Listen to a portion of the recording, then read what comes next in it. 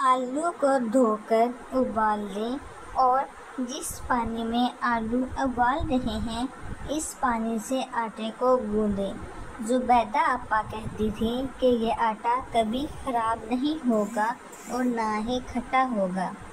Number 2, दूध को ख़राब होने से बचाने के लिए दूध में पतीली में गर्म करने के लिए रखती हैं। इसको अच्छी तरह पहले धो लें और इसके चारों तरफ 1 चम्मच पानी डाल लें, फिर इसमें दूध डालकर उबाल लें। नंबर 3, बगैर फ्रिज के रखे हुए दूध को ख़राब होने से बचाने का एक और तरीका ये है, इसमें इलायची डालकर छोड़ दें, ये कभी ख़राब नहीं होगा।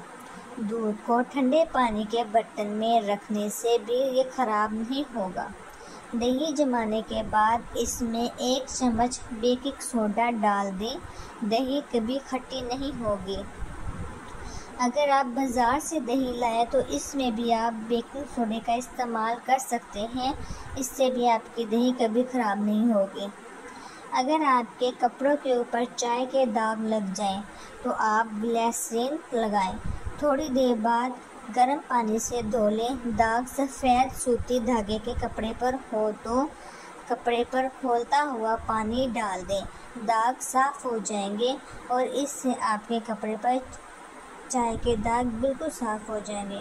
अगर आपको हमारी वीडियो पसंद आई तो हमारे चैनल को सब्सक्राइब करें और हमारी वीडियो को लाइक करें। अल्लाह हाफिज़।